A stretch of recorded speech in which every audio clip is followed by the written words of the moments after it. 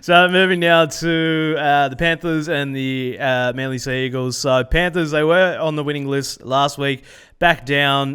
Could only manage 10 points against Manly, who managed 26 leads. So what did you make of that one? Panthers are gone. Yeah.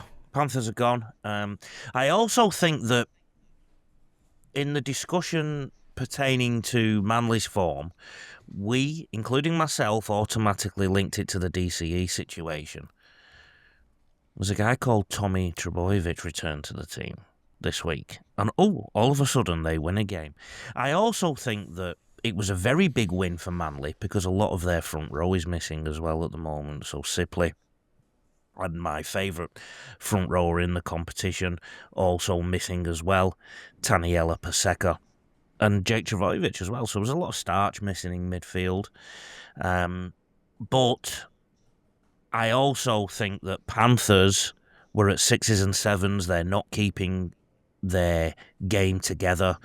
To win a game of football, you need to play across most of the 80 minutes.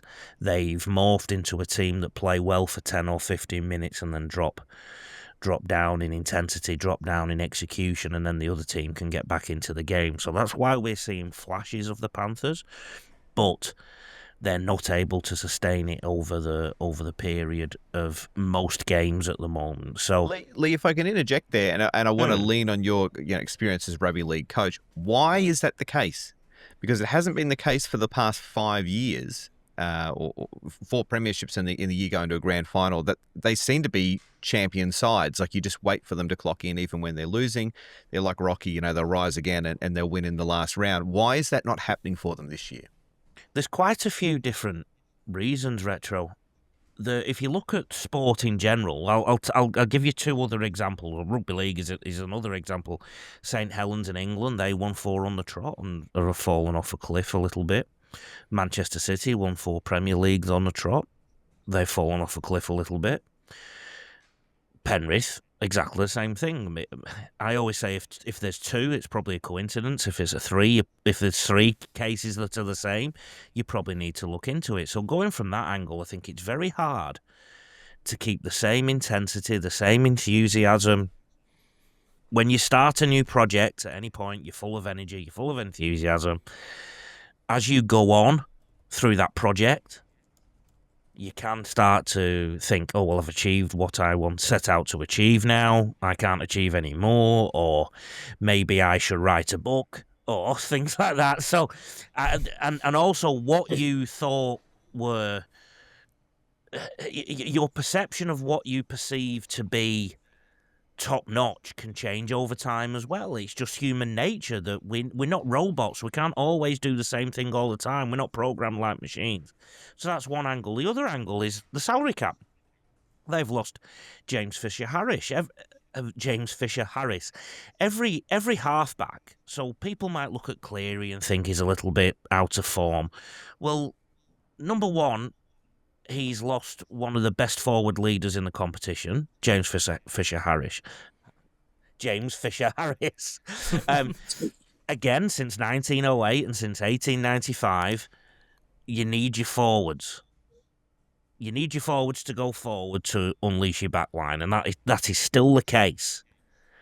And we've spoken about 2 games already in the round where the forwards bash the opposition forward. So a forward leader has left the Panthers.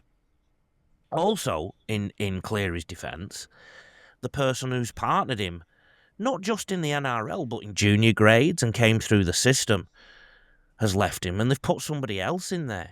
So the third angle I want to go to is most of this Penrith side over the years has come through the junior ranks, has come through the development system. And that has been dismantled by the salary cap over time. And every year we've been saying, Penrith are going to fall off a cliff, Penrith are going to fall off a cliff. We've been saying that for at least 2 years. It's a bit like the patient who says, I'm going to die, I'm going to die. Eventually they're going to die, right? And I think Penrith have got to that point now as well. So, yeah, I think there's quite a few reasons for that, Retro. I was going to say the other one is, speaking to a lot of players that have played in strong sides that have been good for a long time, over the course of, say, Penrith's case, it's actually 5 years because they were grand finalists, then 4 premierships. So over the course of that period, you almost play another season. So you've got, for players in terms of things in their legs, that's 20 more games than some other sides. It's longer campaigns. You're then coming back, a little bit later. And it is taxing. Like, it might be in a 5-season period, everyone's played 5 seasons, but you've played 6, if that makes sense. I think there is an element of that sometimes in terms of just literally the physical fatigue too. You play an extra month of football for starters.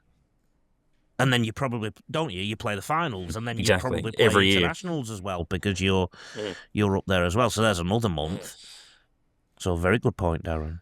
So, Phoenix, what I'm garnering out of all of this is, Lee, you mentioned about when you're doing well, you get distracted. I think you can confirm Nathan Cleary to Papua New Guinea in 2028. Mary Fowler will also accompany him. Clip that up. Doesn't he play for a soccer team in England? Maybe he'll be going to Wigan. I don't think that's going to happen. But